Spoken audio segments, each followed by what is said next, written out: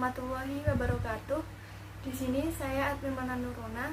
Saya akan menyampaikan materi mengenai pengertian jurnalisme pembangunan.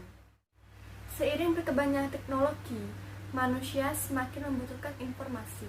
Di era yang serba canggih, manusia dapat memperoleh informasi dari berbagai media, dari media cetak, elektronik, maupun online. Hal ini menyebabkan semakin berkembangnya praktik jurnalistik yang mampu memberikan efek terhadap persepsi dan pemahaman masyarakat dalam segala bidang. Salah satu di antara jenis-jenis jurnalistik yang ada adalah jurnalisme pembangunan. Istilah jurnalisme pembangunan pertama kali muncul sekitar pada tahun 1967. Pada saat itu, terdapat anggapan bahwa model jurnalisme barat tidak dapat diterapkan di negara-negara berkembang karena ilmu komunikasi barat terlalu mengambil perspektif individualistik, sehingga timbullah gagasan tentang jurnalisme pembangunan bahwa pemberitaan mengenai peristiwa-peristiwa nasional maupun internasional memberikan kontribusi yang positif kepada pembangunan. Konsep jurnalisme pembangunan ini mulai diperkenalkan berawal dari pemikiran bagaimana menemukan rumusan atau model komunikasi yang cepat, murah, dan massal bagi tujuan pembangunan. Lahirnya konsep ini banyak didorong para praktisi yang berlatar belakang wartawan dengan memanfaatkan potensi media komunikasi dalam kegiatan pembangunan melalui kebijakan pemberitaan yang mendukung peliputan pembangunan. Sekedar mengingat bahwa jurnalistik merupakan aktivitas mencari, mengolah, menulis, dan menyebarkan informasi kepada publik melalui media massa. Sebagai suatu teknik, jurnalistik adalah keahlian atau keterampilan dalam menulis karya jurnalistik. Sebagai sebuah ilmu, jurnalistik merupakan bidang kajian mengenai pembuatan dan penyebarluasan informasi. Sementara itu, pengertian pembangunan menurut Roger, pembangunan adalah suatu jenis perubahan sosial di mana ide-ide baru diperkenalkan kepada suatu sistem sosial untuk menghasilkan pendapatan per kapita dan tingkat kehidupan yang lebih tinggi melalui metode produksi yang lebih baik. Pembangunan adalah modernisasi tingkat sistem sosial. Pembangunan pada intinya merupakan suatu perubahan dan perbaikan ke arah yang lebih baik daripada sebelumnya, baik berupa perubahan fisik maupun non-fisik. Pembangunan fisik dapat berupa pembangunan gedung, jalan, jembatan, dan sebagainya, sementara pada pembangunan non-fisik berupa kualitas hidup, kecerdasan intelektual maupun spiritual, pendidikan, etika, dan sebagainya. Jurnalistik pembangunan adalah bentuk gaya jurnalistik yang punya semangat optimis bahwa perbaikan kehidupan masyarakat dan kemajuan dilakukan dengan berbagai kegiatan yang terencana oleh pemerintah bersama masyarakat. Kunci jurnalistik pembangunan adalah sikap optimis, bukan pesimis. Jurnalistik pembangunan menumbuhkan semangat persuasif dan partisipasif yang dapat membangkitkan gairah kerja, baik di kalangan rakyat maupun pemerintah. Jurnalisme pembangunan bertujuan untuk memberikan pemahaman masyarakat tentang pembangunan. Tugas jurnalis adalah meyakinkan masyarakat untuk ikut berpartisipasi dalam pembangunan. Dalam praktiknya, jurnalisme pembangunan mengutamakan peranan pers dalam rangka pembangunan nasional, negara, dan bangsanya dengan tujuan untuk mencapai perubahan ke arah yang lebih baik. Hal itu dinilai tepat jika diterapkan di daerah dengan latar belakang budaya yang beragam. Di sini, jurnalistik atau pers tidak hanya bersifat menampilkan berita, akan tetapi juga harus memberikan fokus perhatian pada masalah-masalah pembangunan dan akibat pembangunan yang dijalankan. Pembangunan yang dilakukan tidak hanya secara fisik, namun juga pembangunan secara psikis.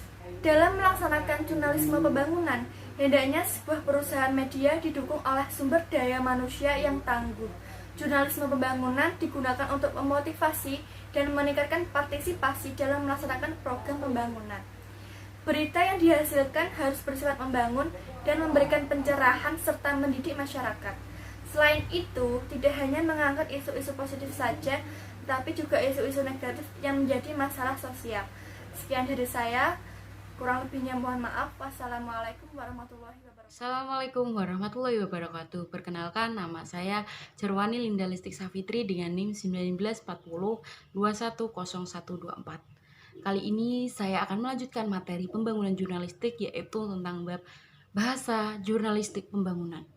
Bahasa dalam berita menjadi unsur yang paling penting dalam bidang jurnalistik. Semakin modern, perlu adanya perbaikan dalam jurnalistik agar pembaca mengerti dan tertarik dengan berita. Hal-hal yang perlu diperhatikan adalah yang pertama, sederhana. Kata sederhana yang dimaksud adalah tidak menggunakan bahasa kiasan atau bahasa yang berlebihan. Disarankan bahasa yang ringan namun tetap mengena. Contoh kata kerja melacak, menayangkan, dan mengumumkan dapat diubah menjadi lacak, tayangkan, dan umumkan. Yang kedua, tidak mubazir kata. Sesuai dengan prinsip ekonomi bahasa, penggunaan kata yang sinonim harus dikurangi. Contoh kata agar dan supaya. Kata agar dan supaya ini memiliki makna yang sama. Meskipun terdengar enak, lebih baik dikurangi karena memiliki makna yang sama. Yang ketiga, tidak rancu. Perancuan kalimat terjadi karena dua kalimat yang benar strukturnya dicampur menjadi kalimat yang tidak jelas maknanya demi prinsip penghematan. Contoh, terdapat kata bagi TKW yang cantik bisa langsung berangkat. Kalimat ini terbelah menjadi dua pengertian. Yang pertama, bagi TKW yang cantik tidak ada banyak hambatan. Yang kedua, TKW yang cantik, mereka bisa langsung berangkat. Kenapa rancu? Dari contoh di atas, pada dasarnya mengaburkan fungsi subjek kalimat karena bagian kalimat yang harusnya diawali kata depan subjek berubah menjadi kata fungsi keterangan yaitu bagi dan dari. Apa sih cara untuk mengatasi hal-hal di atas? Adalah dengan melakukan penguasaan kosakata kuantitatif dan kualitatif. Penguasaan kosakata yang baik akan mempengaruhi penulis dalam menggunakan secara tepat. Sekian dari saya, bila banyak kekurangan mohon dimaafkan. Selanjutnya materi akan dijelaskan oleh teman saya. Wassalamualaikum warahmatullahi wabarakatuh. Assalamualaikum warahmatullahi wabarakatuh. Saya Siti Khairuddin Nikmah, NIM 1940210139. Di sini saya akan melanjutkan presentasi dari teman saya, yaitu poin yang ke-D, pembangunan di Indonesia. Saat ini hubungan media, masyarakat, dan budaya di Indonesia mempunyai kecenderungan terpola pada hubungan materialisme, yaitu pola di mana struktur sosial mempengaruhi budaya positif dan budaya tidak mempengaruhi struktur sosial negatif. Akibatnya, media massa dilihat sebagai ketergantungan budaya pada struktur kekuasaan politik dan kekuatan ekonomi. Dalam institusi media, informasi tiada lain adalah komoditas yang sekedar untuk diperjualbelikan. Akibatnya, segala bentuk produksi pesan tidak terlepas dari kepentingan-kepentingan pemilik modal dan kekuasaan politik di sekitarnya. Informasi yang disampaikan kepada halayak adalah realitas yang sudah diseleksi dan disusun menurut pertimbangan ideologi institusi media melalui keputusan redaksi. Jadi, media harus berperan positif dan memiliki kewajiban terhadap masyarakat untuk menyajikan suatu informasi yang berkualitas dan sekaligus bertanggung jawab atas akibat-akibat yang ditimbulkan oleh informasi yang dipublikasikannya. Perkembangan regulasi terkait pers di Indonesia dimulai dengan dikeluarkannya UU Pokok Nomor 11 Tahun 1966 yang kemudian diubah menjadi UU Pokok Pers Nomor 21 Tahun 1982. Perubahan ini menandai dimulainya kebebasan bisnis dalam pers Indonesia, menyusul keberhasilan gerakan reformasi. Pers telah menjadi industri di tengah kebebasan politik yang baru diperoleh. Kapitalisme pers di tengah kemerdekaan pers ini tertuang dalam UU Nomor 40 Tahun 1999. Selain regulasi terkait pers, pemerintah juga menerbitkan UU ITE yang mengatur penggunaan media terkini konvergensi sebagai akibat dari perkembangan luar biasa dalam bidang informasi dan teknologi media komunikasi yang sedemikian canggih. Secara umum, materi Undang-Undang Informasi dan Transaksi Elektronik (UU ITE) dibagi menjadi dua bagian besar, yaitu pengaturan mengenai informasi dan transaksi elektronik dan pengaturan mengenai perbuatan yang dilarang.